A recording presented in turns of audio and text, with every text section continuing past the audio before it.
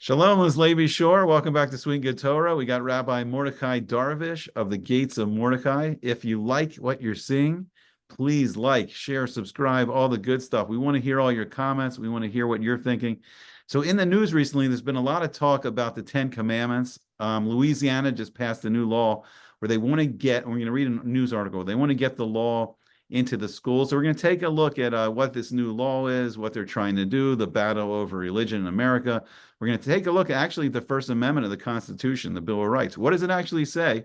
And then we'll go into the Aseres Dibros, the Ten Commandments themselves. What do they actually say? A lot of people don't even really know what the Ten Commandments are. All right, let's jump into this news article. You got any opening salvos? Anything you want to, thoughts, anything? Or should we just jump right in? What do you think? Right in. All right, right in. We're going right in today. It's going to be big. All right, so this is an ABC News article. Let me see if I can, let's see, the date is June 19th. Okay. It says Louisiana public schools and colleges will be required to post an image of the Ten Commandments next year after a controversial bill was signed into law. Is it really controversial? I love the constant, yeah, the The constant, ABC News is controversial, right? yeah, In maybe. Louisiana, it's not so controversial, no, is it? Maybe they're controversial, what they want. So under H Yeah. under HB 71, public classrooms starting from kindergarten to the collegiate level must have a poster of the commandments up at the start of 2025. So civil rights groups have already questioned the law that passed in Louisiana's Republican-controlled state legislature on May 28th, contending it violates the separation of church and state in public buildings. We're going to talk about that. Is there really such a thing as separation of church and state? The American Civil Liberties Union has threatened to sue. Uh-oh.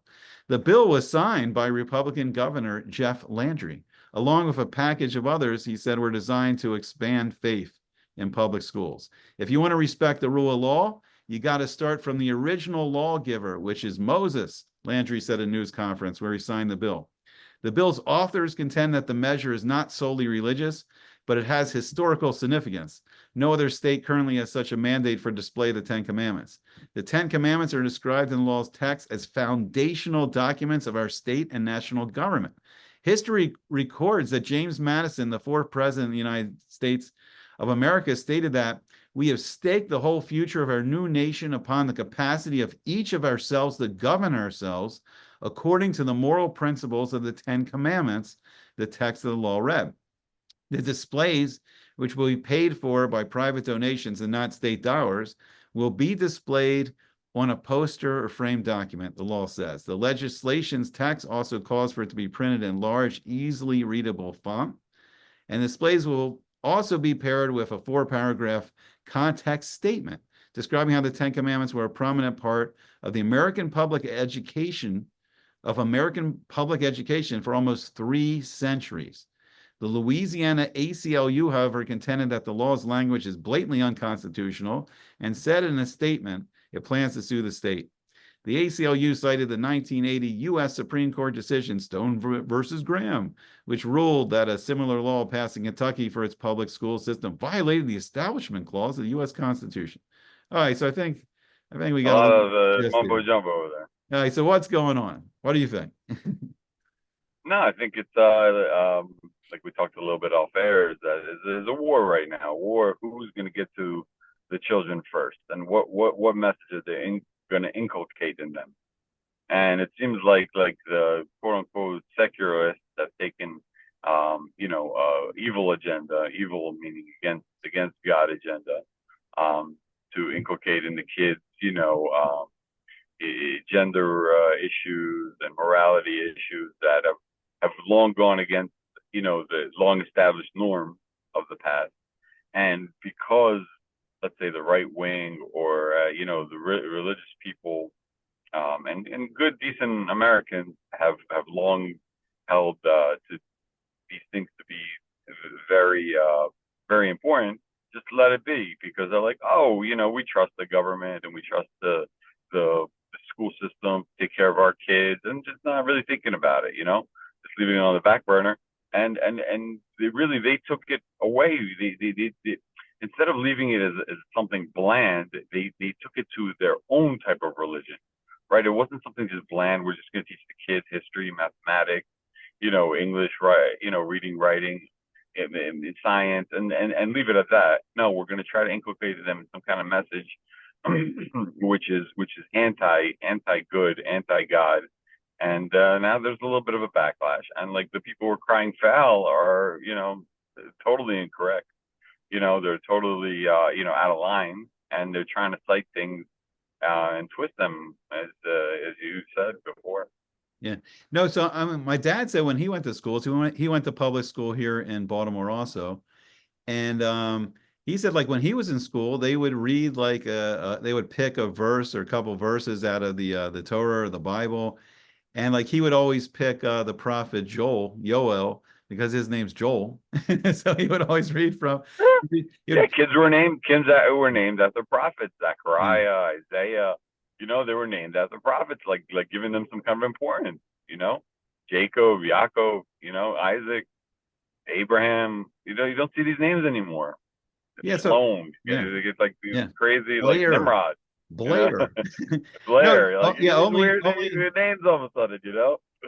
only in Israel do you meet people actually named Nimrod. It's amazing. It's a Pella. But no, but so our generation, like Generation X, like the ACLU, the liberals, they had already sued religion out of the public school system. So they had already removed, by the time we got to school, there was no religion in school anymore. It was only Shakespeare. We Right. never learned about Right. Abraham. Abraham is one of the most influential people in world history. Every major world religion that's around today comes from Abraham. Judaism, Christianity, Islam, and then a lot of people don't realize, but he sent children, his children with Keturah went to India. And if you look at the ancient, like Hinduism, the Brahmins, the priest, that it's probably corrupted teachings from Abraham, like the Upanishads, which is one of the older texts, is monotheist, I believe. I haven't studied this stuff in a while, but then it all gets corrupted into Hinduism, and then out of Right. Hinduism comes Buddhism. So you're talking about all the major religions in the world are coming from Abraham, but yet he's not someone that people need to learn about in public school. Like he never existed. Like let's Well, pretend he never existed. well, yeah. I think when we were going to school, is yeah, like you said, it was legislated out of the system, right? And there was nothing. It was bland. It was pretty much just teach the core subjects, and that was it. But that vacuum has now been filled with Mm. anti-religion, and anti-religion in itself is a religion, Oh yeah. right? It's a way of thinking that's that's antithetical, which in itself is a religion. Some people call it Satanism. Okay, but it is against God. To be against God is a religion. It's not blank. It's not atheist, and I'm just living like in a blank slate, and whatever happens happens. Yeah, no, it's the atheist fantasy. Let's pretend God doesn't exist. Let's pretend monkeys magically change into people. Let's pretend all these crazy things. Let's pretend men magically change into women and women magically change into men. Let's pretend all the nonsense. And what's the root of the self-worship religion? Because they want to do whatever they want to do. So people can do Do whatever do they do want. what art thou will, right? Yeah. Follow your inclinations. Follow the evil inclination. Oh, by the way, just a little side point. Like I saw recently, I looked this up. I was looking at I was interested because I've heard, so many people in pop culture are interested in Aleister Crowley and like the dark magic and all that stuff. Yeah. He is a great lesson in Musser, a great lesson in the warning of the danger of magic. He was someone that was a young, good-looking man at one of the top schools in England. I think he was at Cambridge. He had a massive inheritance. He spent a life doing evil and black magic. He died all alone, racked with disease, old, ugly. I don't think he had any legitimate children. And I mean that's the path of dark magic. That all these celebrities are holding up and worshiping and saying this is so great. It's dangerous. It destroys a Well, person. Yeah. yeah. If you don't have some kind of religion, you have to fill the vacuum with something, and that something, that emptiness, is going to be the other side. It Yeah. can't be. There's no in the middle. Like you're tilted towards either good or evil. There's no like I'm blank. I'm nothing. That's what they wanted. They wanted to have us believe for so long that you can be nothing. And I think the The Muslims of the world are showing them, no, you can't. You got to believe. Either it's God or we're going to kill you. Well, I do. I mean, according to Rambam, though, most people are Benoni. So most people are kind of in the middle, and they're going back. Like it's not you're not your everyday person is going to the extreme of Not evil like an not in Aleister theory. Crowley. They're no. That's in practice. You could be like in practice, I'm not the greatest righteous person in the world, but in theory, there is no room in theory to be like, oh, I'm just in the middle. I'm nothing. Okay, yeah, Because like you're gonna do stuff whether you like it or not in the world, and the world's going to have things. They're going to replace, the religious festivals that you had with some kind of party. And what's that party going to be rooted in? You know what I mean? Self worship, hedonism. It's going to be where, in theory, you got to have something to fill the vacuum. And if you don't have that theory, fill the vacuum, it's going to go to the other side. The other side is the dark side. The dark side is Satan. The dark side is evil inclination, and they may not seem harmful at first, but their end result is harm. I mean that's a fair point, right? That's a fair point there. But then if you look at the other side, if you look at the side of kedusha, if you look at the side of holiness of the great chachami and the great sages that are, devoting their lives to the Torah, you see a different picture. You see not someone that dies, like broke and poor and empty. You see a fulfilled life. You see someone that has many, many children, many grandchildren, and they see many great grandchildren. They're surrounded by family, they're surrounded by love. So the path of the Torah leads to that. So not only life in this world, but it leads to obviously, the life in Olam Haba. That we're trying to transform this world into, bringing Shemayim down to the Aretz, bringing the heavens down to the earth, filling this world with the spirituality and the knowledge of Hashem. That's I read something beautiful. I think it was in the Tanya over Shabbos. It was saying that the mitzvos are like the goof of the Shekhinah. And it's like you when you do the mitzvahs, we're creating the body, we're creating the merkava, we're creating the physical space for the Shekhinah to live in this world. And then ultimately we want to rebuild the Beis Hamikdash, the temple, and actually create the space, where the Shekhinah can live among us on earth, where Hashem's physical manifestation can live among us on earth. It's a Yeah, beautiful one. Yeah. All right, that let's is the goal. actually So when you look at the Ten Commandments, although they don't apply to the nations of the world, but they primarily the Jews, their message is a good one. It helps foster a good society, as opposed to leaving something blank and whatever the whims of the person, the teachers, the secularists. We see the degradation of society, the degeneration of society, drugs, depression, anxiety, transgenderism, the gays, lesbians. These things don't foster the traditional two-parent home, family unit, which has built cultures and societies. You know, those things were prevalent in every downfall of every civilization. Yeah. Let's look real quick. This is actually what the First Amendment says. So what the liberals, the ACLU, what they've taken this idea of separation in church and state. What's interesting is the Constitution never says anything like that. This is the actual First Amendment. It says Congress shall make no laws respecting an establishment of religion, or prohibiting the free exercise thereof, or abridging the freedom of speech, or of the press, or the right of the people peacefully to assemble, and to petition the government for a redress of grievances. That's it. That's all it really says. So really the government can't like pick a religion or have like a national religion and then stamp out all other religions. But it doesn't really say anything in here you couldn't teach like comparative religion in public school, or you can't teach about historical religious figures. It's nothing here about this quote unquote separation of church and state. Yeah, I think also like the law mandating that the Ten Commandments be displayed is not a religious thing per se. I think it's a good, healthy ideas that the state wants to institute. It's not saying like you have to now go to church on Sunday or synagogue on Saturday or mosque on Friday. It's not instituting any kind of religion. It's just saying like these are good things that all men should live by.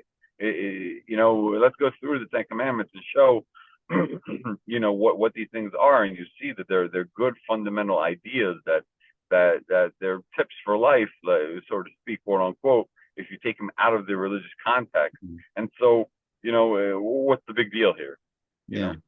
No, I mean, I think it's a backlash. I mean, I think the Judeo-Christian, like half the country, the conservative half of the country, they said we watched for decades as you strip religion out of the schools, and we were okay because like we were just we were giving our children religion outside the public schools.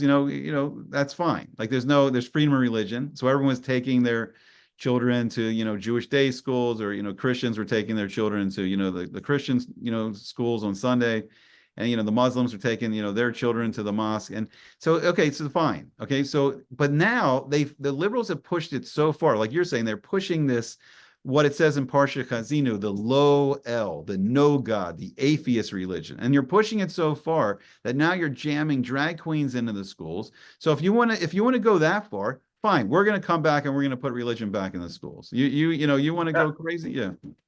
I don't think it's even religion. It's like good ideas, good fundamental ideas. No, it's not saying let's change your kids to be like these something that they're not. You know what I mean? It's like what's wrong with these ideas? There's nothing wrong with them. They're 100% healthy. You know what I mean? It's like let's eat healthy, and the backlash is like, no, we want pizza and junk food. What are you talking about? No, I agree. I mean, I think it's like the attempt to get some kind of morality back into public. Yeah. There's some kind of ethics and morality. Good. It just so happens that the good ethics and good morality comes from quote unquote religion. Yeah. Gee, I wonder. God created the system, and he gave us tips on how to run it. Right. So okay. So we just celebrated the holiday of Shavuos, which is where we celebrate actually standing before Har Sinai. We stood before Mount Sinai. There's interesting tradition. There's midrashim. There's a Gadada that every Jewish neshama, every Jewish soul was there. We heard this infinite being speak to us, and right, this is why the world was created. The world was created, for the Torah. The Torah is the way we become close to Hashem. This is the blueprint. These are the 10 main categories of all the mitzvos, and then the 613 fall into these 10 main categories. So let's go through it a little. Let's see what the Seres Dibros, the 10 Commandments, actually are. You want to start with number one, or? Yeah, sure, no problem. But just to clarify, it's not the 10 Commandments. It's 10 sayings. Okay. Right? Not 10 mitzvos, 10 Dibros, right? Oh, but I believe each one of these is one of the 613 derisive mitzvos. Each one of these is a mitzvah. They're connected. They're connected to all the commandments. Yeah. Okay. So the first one is Anochi Adonai Elohecha asher hotzetzicha me'eretz Mitzrayim mibet avadim. Right? I am the God, right? We're going to say the Yud Kei Vav Kei is a very big translation, but it's the God that was, always, and will be, who is your God, that took you out of Egypt, right, in a house of slavery and bondage. Yeah. Okay, and that is the first commandment, meaning like you have to recognize that there's the first being who saved you. Yeah. No, so right, one thing I'd like to add. So right, so the name of Hashem, it's the aspect of how this infinite being relates to us through rachamim, through compassion, through love. So he's using that aspect. He's saying, and that aspect of chesed, of kindness and love, this name, the Ein Sof, the infinite being, like he used to create everything that exists. So he's talking to us through that aspect, and it's the aspect of also, like you were saying, like he created all time and space. So the first commandment is to know that there's this God that's in existence, to know and believe in him. And then I think it's also very interesting. He's saying that, I took you out of Egypt when you were slaves. And Hashem's, it's interesting because there are a lot of Chazal, a lot of Mefarshim have asked the question, well, why didn't he say like, I created, the earth and the universe, like I create everything. Why this? And I think a lot of the answers was like, this is more important in a way. Not only did Hashem create everything, that's how the Torah starts. Hashem's letting us know he created everything, but Hashem is actively involved every second in world history. He's actively involved in everyone's personal life, and he's directing all the events of the earth, not just as the deists say, not as the founders of America. Actually, they say, a lot of them were deists and Freemasons and all that jazz, Unitarians. Not their idea of the clockmaker. He just makes the clock and walks away. No, this is Hashem made the world for a purpose. He created us for a purpose, and this is the blueprint. And he wants us to get close to him. He wants us to elevate ourselves, to become great spiritual, beings ourselves. And he's saying, I'm actively involved in the history of the world. Don't think that, I just walked away. No, I want Yeah. you to be, I want you to be partners. But he's the Melech HaOlam. He's the king of the universe. He wants Yeah. us to help. Yeah. The first commandment is to know and recognize it. The second commandment, lo yeh lecha Elohim acherim al panai. You shall not have any other gods or powers in front of me, before me, right? Don't believe in any other thing. No, there is no other power except my power. Everything that you see that has some kind of power, it's because I'm giving them the energy to have that, whatever power it is, whether it's heat, cold, whatever kind of power you may think in the world, strength, even humans. I pump their hearts. I, give them brains. Let the nerves flow in their bodies. Okay, I do everything. So you should not believe or think that any other thing has a power. That's the second commandment. Yeah. No, and like so, unfortunately, right. I see a lot of Jewish people. They're dancing around the golden donkey right now, the worship of the Democratic parties. They're dancing around the golden elephant, the worship of the Republicans, the worship, and then the golden Trump. There's a Yeah, lot, right? everybody in the world is, they Yeah, believe in something. all If kinds of you don't stuff. believe in God, you have to believe in something. All kinds of stuff. Capitalism, communism, whatever ism you want to pick, Zionism, whatever you want to pick. But the key thing here is it's always al panai. It's always before me because there's nothing else. There's only one infinite being. So there can be over 1 billion people saying that God is human. Nope. There's only just one infinite being. They can be saying that, a murderer, a caravan thief is a prophet way after the age of prophecy ended. Nope. It's only this one infinite being. It's only this Torah. This is it. You can copy the Torah 1,000,000 times. It's only this. There's one infinite being and there's nothing else. Yep. And this is the tough one for a lot of people.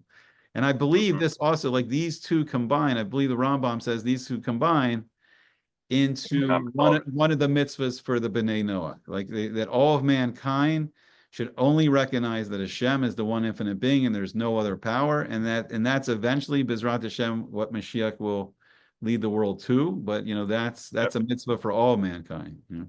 Yeah, and both are rooted in the positive commandments. The first one is all the positive, 248 positive commandments, and the second one is all the negative 365 negative commandments. Don't do them. Yeah. So they're the roots of them. Right. So this is Sur Meirah. This is all the don't do these things. And this is all the Osei Tov. Do good. Do all these mitzvahs that are going to be connected to that. Good. Yeah, very good. All right, let's journey on.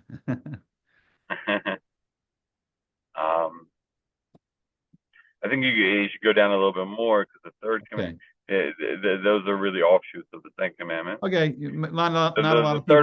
The third one is lo tisan. Okay, you're saying not a lot of people making idols nowadays, or no. It's just an offshoot of the second one of not to believe in any other power. Don't bow down to the statue of man. So the third one is lo tisai Shem Adonai Elecha Lashav ki lo yinakeh Adonai et asher yisa et shmo lashav. So don't use God's name in vain. Okay, for no reason, just blurt it out, right? Because you when you do that, you think like he has no power, right? You're attributing like, oh yeah, I could talk about him like he's my friend. and so don't use his name for no apparent reason. And this comes from when we write God's name, some people have a custom write G-D or GD to abbreviate it, so we're not using it like needlessly, or if it's erased or something like that. That's the third command. Again, these are important because if you don't have a central authority that's telling you what's right and wrong, then everything is arbitrary. So first we got to establish that there is a main power, a main source that's telling that's an arbiter that's not biased, telling you the objective, correct and incorrect thing in the world. Yeah, no, and it's wait, so I mean this is why we say Hashem instead of pronouncing the name. And there's more deeper, even Kabbalistic also level to this, where these names have great power. These names were used by this infinite being to create everything, and these names can't be used for our personal benefit.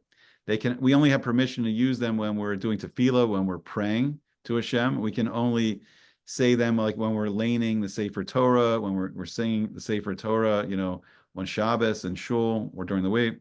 We can only, like when we're learning, we can pronounce these names if we need it to understand like what we're learning or teaching someone, about the names, but we shouldn't just use it like anytime.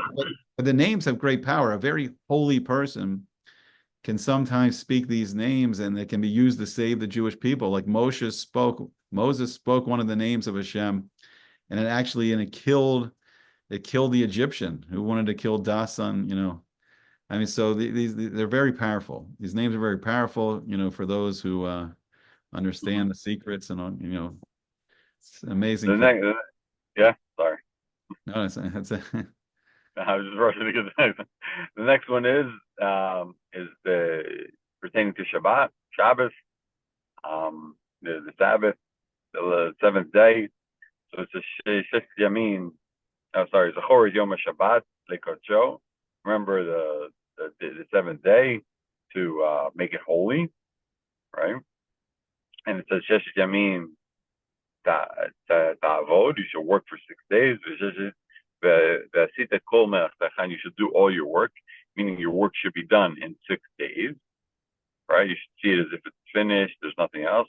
On the seventh day, you should dedicate it to God. Dedicated as a celebration of enjoyment, not doing any work, enjoying the fruits of your labor that you did for the 6 days. You have 6 days to work. It's plenty to gather all the resources, everything you need to do. Right?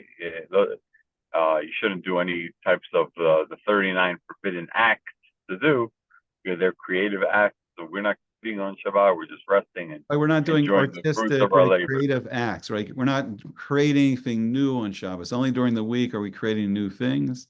We're doing things that will create new things, right? And that's the malacha. Right? Yeah, it says you, Uvincha, Uvitecha, you and your children, Avdecha, even your servants should rest, right?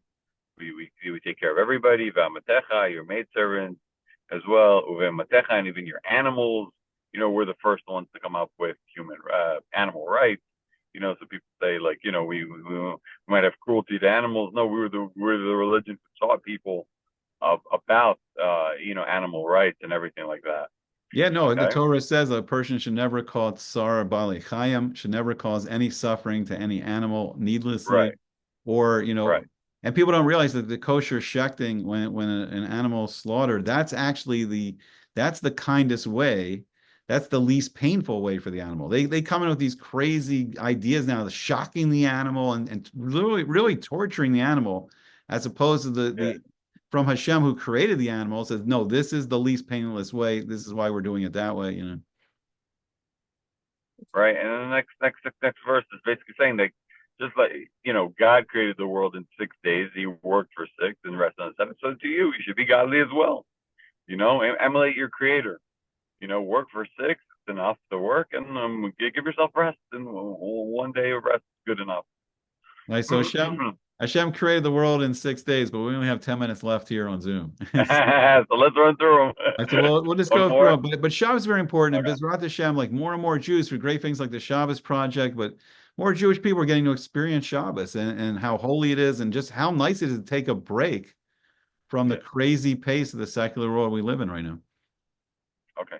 Next commandment is כבד את אביך ואת אמך למען יאריכון ימיך על האדמה אשר אדוני אלוהיך נותן לך. Next one is honor your parents, both parents, your mother and your father. Okay, and so you will live long on the land, and you should have a lot of blessing. So this one's very important because who's the next in command after your your God? Your next in command is your mother and your father who helped create you. Three partners in creation: mother, father, and God gives you the soul, right? So if you don't have the second in command and a whole family unit, meaning a father and a mother, then it's arbitrary. It goes off the rails. You got to have these two figures who are the next in command that you must honor and give accord to, and they also should be following God.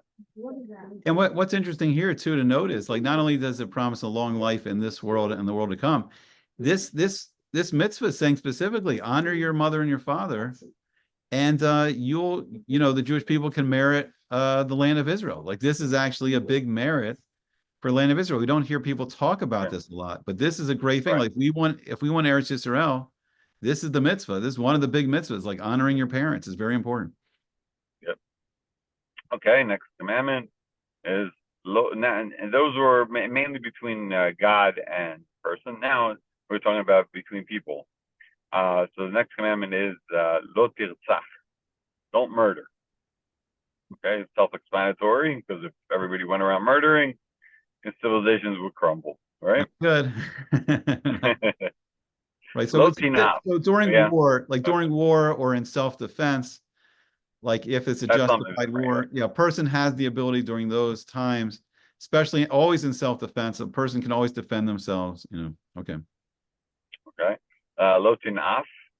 So that's don't be immoral or seek out immorality between men and women. Like cheating and adultery, more commonly explained. Right? Obviously, you see that because if we're sexually being promiscuous and you don't know who's the father, who's the mother, who are we honoring, who are we not honoring, that causes a lot of chaos in society. Lo tignov, right? Don't steal, but this steal means it's more of kidnapping. Don't kidnap people. Okay, people are self entities. You shouldn't kidnap them because you could see kidnapping people and taking them, moving them around and that kind of stuff. You could see how that definitely destroys society.